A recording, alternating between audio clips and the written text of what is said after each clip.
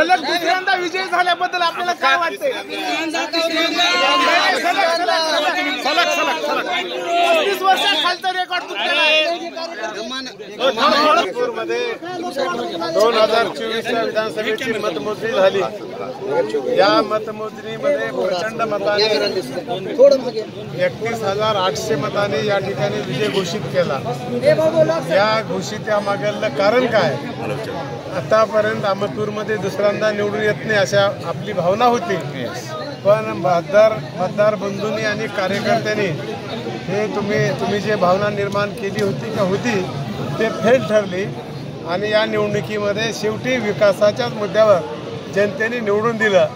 काही लोकांनी या निवडणुकीमध्ये जातीचा वापर करायचा प्रयत्न केला, पण त्याला बगल दिली आणि विकास हाच मुद्दा घेऊन या जनतेने मतदारांनी विकासाच्याच बाजूने कौल दिला. त्याबद्दल जनतेचे मी आभार मानतो. भावी बाबासाहेब पाटलांचा